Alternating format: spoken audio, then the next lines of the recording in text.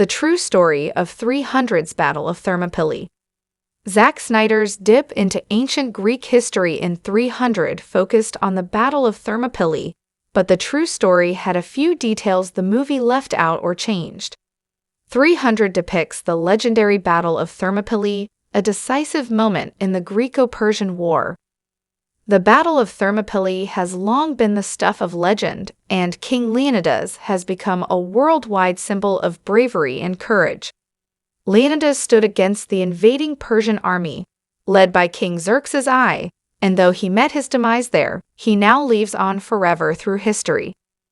300 was one of Zack Snyder's best movies, and one that rocketed him into fame. After 300's success, he made a few very prominent films, like Watchmen and, eventually, Man of Steel and Justice League. It's easy to see why Snyder's second feature-length film became so popular. 300 is filled with memorable quotes and intense action scenes that make it a thrilling movie. While it's certainly a good action movie, 300 also deviated from the true, and remarkable, story of the Battle of Thermopylae.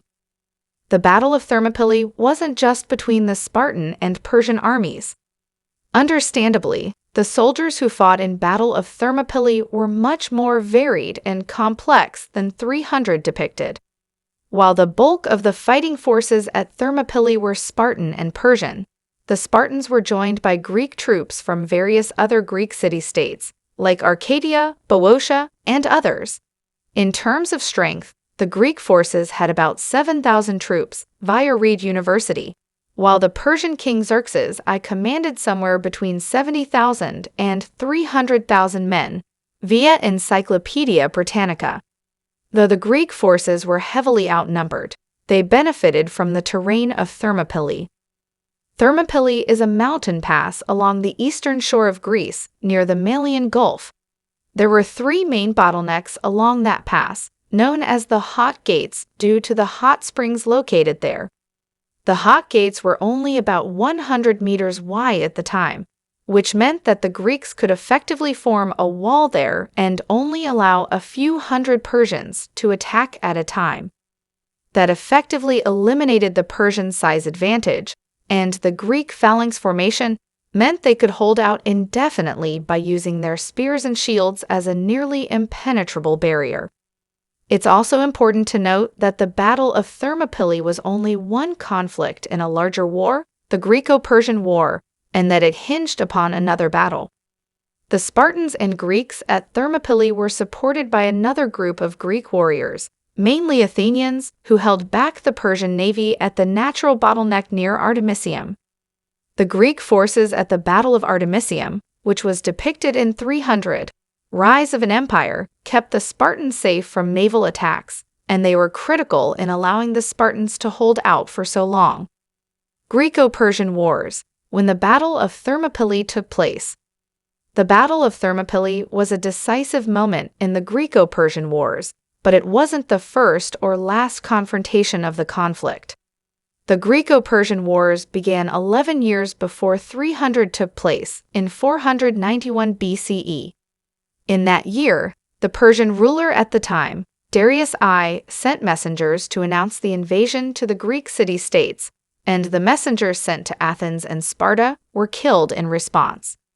The first Persian invasion ended at the Battle of Marathon in 490 BCE, where Darius I was killed. 10 years after the Battle of Marathon, King Xerxes I began the second invasion of Greece. Thus, the Battle of Thermopylae and 300 both took place in 480 BCE. That was also the year the Battle of Artemisium, featured in 300. Rise of an Empire took place, which was happening at the same time as the Battle of Thermopylae. Because of the Spartan efforts at Thermopylae and the Athenian efforts at Artemisium, the Battle of Salamis was a decisive Greek victory, and the second Persian invasion of Greece ended just a year later, in 479 BCE. Notable figures involved in the Battle of Thermopylae. One of the things 300 depicts most faithfully about the Battle of Thermopylae is the key figures involved in the conflict. As the movie suggested, there were three people who had the most individual effect on the battle.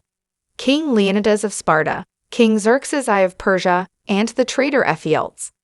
Leonidas and Xerxes I obviously commanded their respective armies and provided most of their strategy, but Ephialtes had a different role.